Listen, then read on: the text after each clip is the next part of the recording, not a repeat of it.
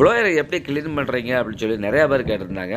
அதுலேயும் இவ்வளோ ப்ளோயரை நீங்கள் எப்படி கிளீன் பண்ணுறீங்க? ஒரு ப்ளோயரை நாங்கள் கிளீன் பண்ணுறதுக்கு பெரும்பாடாக இருக்குது. ஆனால் நீங்கள் இவ்வளோ ப்ளோயரை எப்படி கிளீன் பண்ணீங்கன்னு சொல்லி நிறையா பேர் கேட்டிருந்தாங்க. பிரத்யேகமாக நாங்கள் ஒரு மிஷினை கண்டுபிடிச்சிருக்கேன். அந்த மிஷின் மூலமாக தான் நாங்கள் இவ்வளோ ப்ளோயரும் கிளீன் பண்ணுறேன். தமிழ்நாடு ஃபுல்லாக நிறைய பேர் நீங்கள் நிறைய இந்த ப்ளோயர் எங்கே இருக்குதுன்னு சொல்லி தேடிட்டு இருக்காங்க. அவங்க எல்லாருக்குமே வரப்பிரசாதம் தாங்க இந்த ப்ளோயர் நிறையா நான் வச்சுருக்கேன். நம்ம பிரசன்னா ஸ்பேரில் சென்னை பரணிபுத்தூரில். அது மட்டும் இல்லை தமிழ்நாடு ஃபுல்லாக நீங்கள் எந்த மூலையிலேருந்து நீங்கள் எனக்கு உங்களுடைய ப்ளோயரில் இருக்கக்கூடிய அளவை நீங்கள் எனக்கு ஃபோட்டோ எடுத்து அனுப்பிச்சிடணும்.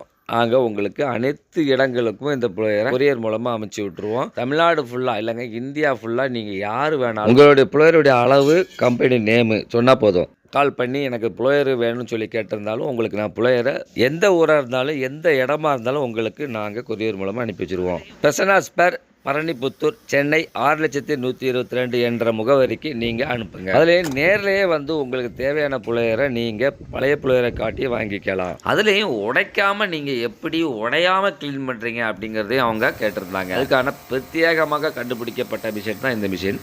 அதில் எப்படி நாங்கள் வந்து கண்டுபிடிச்சோம் அப்படின்னா இப்போ நான் உங்களுக்கு முழுமையாக சொல்ல போகிறேன். முதல்ல நாங்கள் கையில் தான் க்ளீன் பண்ணோம். அதுக்கு பிறகு தான் வர நாங்கள் அந்த பழைய ஒரு இன்டோர் ஏசியை எடுத்து அதில் மாட்டி ஒரு பக்கம் கையில் பிடிச்சிக்கிட்டு நாங்கள் க்ளீன் பண்ணோம். அதுக்கப்புறம் ஒரு இன்டோர் மோட்டரை அதில் சொருவி அதை பிடிச்சிக்கிட்டு க்ளீன் பண்ணோம். ஆனால் காலப்போக்கில் தான் நாங்கள் இந்த மாதிரி ஸ்டாண்டே நாங்கள் கண்டுபிடிச்சோம். அதுக்கு பிறகு வெல்டிங் அடித்து நானே இதை கண்டுபிடிச்சது. இந்தியாவிலே இல்லைங்க, உலகத்திலேயே இந்த ப்ளோயரை க்ளீன் பண்ணுறதுக்கு முத ஸ்டாண்டை கண்டுபிடிச்சது அதை நாம தான் இருப்போம். நிறையா இருக்க வாய்ப்பே கிடையாது.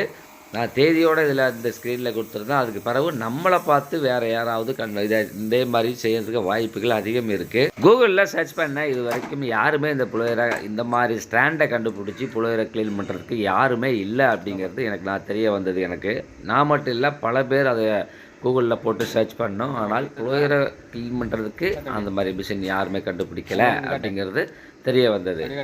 LG, Samsung, Onida, Voltas, Carrier, OG, Daikin இன்னும் பல கம்பெனிகள் இருக்குது. இந்த அனைத்து கம்பெனிகளுமே நம்மகிட்ட கிடைக்கும். ஒருவேளை எங்ககிட்ட அந்த ப்ளோயர் இல்லைன்னா உங்களுடைய உடைந்த அந்த ப்ளோயரை நீங்கள் எங்களுக்கு அனுப்பி வச்சிங்கன்னா நாங்கள் எதுக்குன்னே பிரத்யேகமாக ஒருத்தரை நாங்கள் நியமித்து வச்சுருக்கோம். அவர் வந்து ப்ளோயரை ரெடி பண்ணுறதுக்குன்னு அவர் இருக்கார்.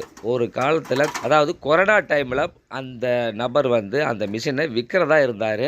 அந்த மிஷினை நமக்கு தரதா சொல்லியிருந்தார். அந்த மிஷினுடைய காஸ்ட்டு பார்த்திங்கன்னா 4 லட்சம் ரூபாய். அந்த 4 லட்சம் ரூபாயை அவர் என்கிட்ட 1 லட்ச ரூபா கொடுத்தா போதும் இந்த மிஷினை நீங்கள் வாங்கிக்கோங்கன்னு சொல்லியிருந்தார் கொரோனா பீரியடில். ஆனால் நமக்கு எதுக்கு இந்த மிஷின் அப்படின்னு சொல்லிட்டு நான் அதை வாங்க மறுத்துட்டேன். ஆனால் இப்போ அவர்கிட்ட ஒவ்வொரு ப்ளோயரை நான் இந்த பழைய ப்ளோயரை கொடுத்து இந்த ப்ளோயரை ரெடி பண்ணுறதுக்கு சொல்லியிருந்தேன். அதுக்கான ஒரு காஸ்ட்டும் அவருக்கு நிர்ணயம் பண்ணி சொல்லியிருந்தேன்.